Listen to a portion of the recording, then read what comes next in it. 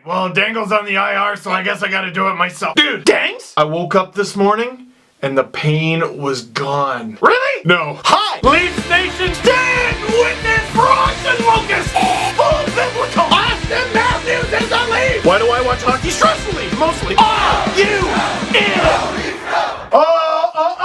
Javenko!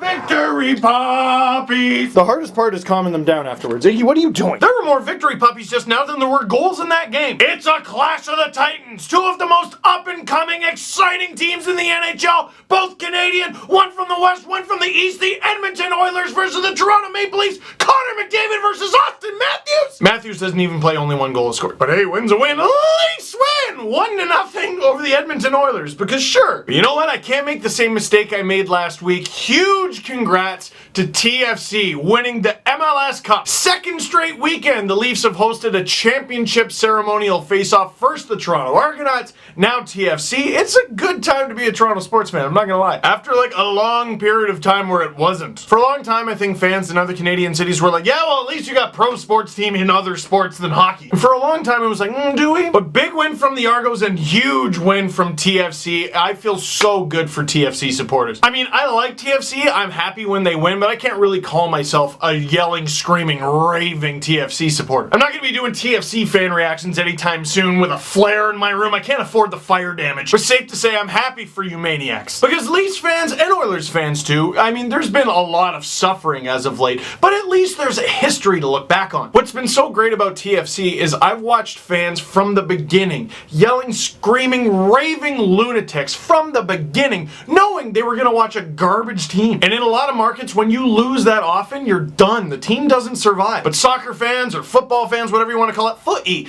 they have been determined to make this team work here. And after missing it by inches last year, TFC get their revenge. And they go out for the ceremonial puck drop and Josie, dude, so cold, so dry. Leo should have just pulled a Kuznetsov and just, okay. Josie Altidore, the hero, scores the MLS Cup winning goal. Can't even get a handshake from Leo Komarov. But after the game, Josie Altidore got on Twitter and he apologized to Leo. I don't really think he had to, but he was classy. And Leo, being the classy Estonian, Swedish, Finn from Russia that he is, accepted the apology. It's Toronto sports beauty. And now to talk about a game that had fewer goals than the MLS Cup. First and foremost, Matthews isn't playing!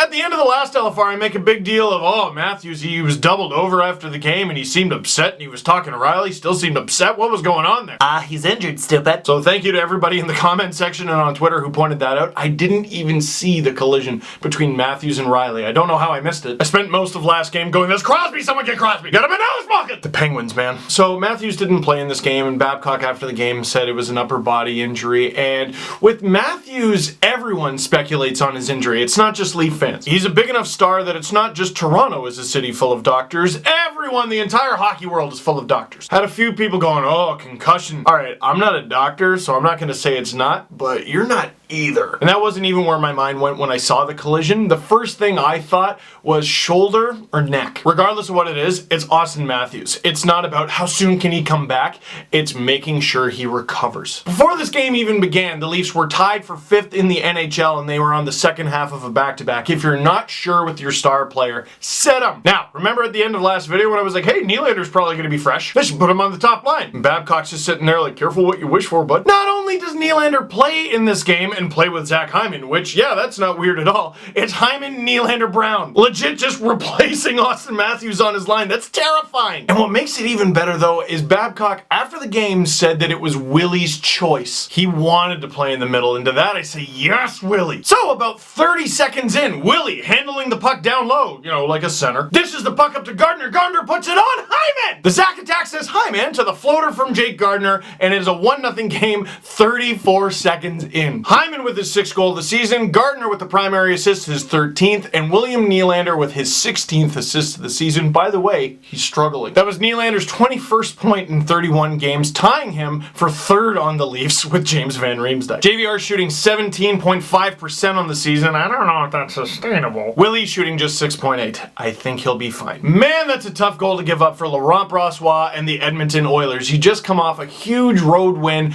in Montreal, and then you get this start against Toronto. You just know that Brossoit and all of the Edmonton Oilers are going, you know what? It's Curtis McElhinney. And you know what? It's the Leafs. Okay, they've beaten us a bunch of times in recent memory, but you can score goals against them.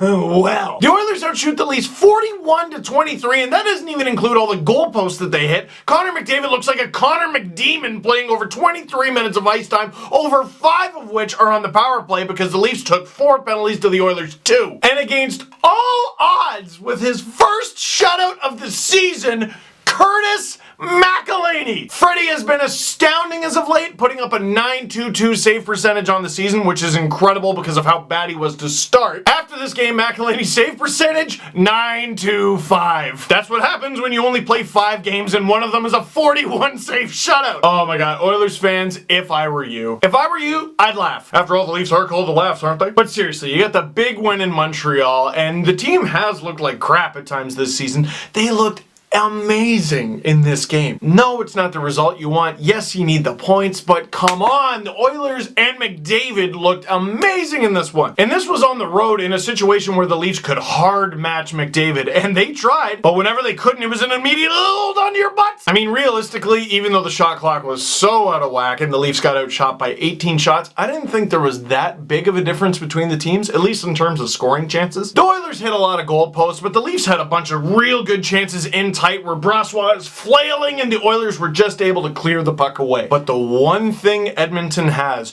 no matter how good or bad they are, no matter what moves their GM makes, they have a Tasmanian devil of a player that looks like none other in the NHL. No one looks like Connor McDavid. He's an alien. Look at his speed during the game. How do you prepare for that? How do you defend that? And the whole, the Oilers couldn't even beat McElhinney. They did. Minimum 3 times. It just hit the post every time. So, not that a season like this one has a whole lot of moral victories and a loss. I would try my hardest to look at this as a moral victory. And if I couldn't do that, I would laugh. That's what I would do if I was you. Remember, tiers and defense mechanisms was the first 9 years of my YouTube channel. Question of the game. We should probably hold off on the whole get a new backup goalie thing, right? You know what? McElhinney is utter chaos in that net, but I tell you what, in just 5 games, he's got a winning record. And in those 5 games, I would argue he stole 2 of them. I don't think anyone watched that Leafs game against the Kings and went, well, if only Freddie wasn't that. They played like trash. Look, let Calvin Pickard do his thing with the Marlies. He hasn't actually played that many games so far because Garrett Sparks has been so good, but Sparks might be battling an injury right now. The Leafs have 3 more back-to-back scenarios this month. Yeah, 3 back-to-backs in just over 2 weeks. Fun! If McElhinney plays in all 3 of those back-to-back situations, he'll still only be at 8 games on the season. Look, I guess the point I'm trying to make is, yeah, I want to see Garrett Sparks play. Yeah, I want to see Calvin Pickard play. But they got McElhinney, and right now, he's doing his job. The goalies aren't the only NHL players the Leafs have playing in the minors right now. It's hard to make the Toronto Maple Leafs, and that's a good thing. Maybe what we should focus on instead of McElhinney right now is the Leafs playing better in front of them. Alright, probably the longest video for a 1-0 game ever, so I'm going to cut it off here. Actually, one more thing. I guess one other question in the game I would have. How did you feel with Nylander at center? Babcock seemed to like him. I thought he looked a little soft on a few plays, but I don't think that's because he's a soft player. I think there was a little confusion as to, who he should take and where he should be. And he hasn't played center in a while. Funny that. I've said it over and over and over again, particularly on the podcast. I think developing Willie at center long term solves a lot of problems for the Leafs. So that is it for this one. Thank you very much for watching. Click on the link down below because I got some merch for sale. Mugs, shirts, hoodies, and you can buy those things if you would really like to.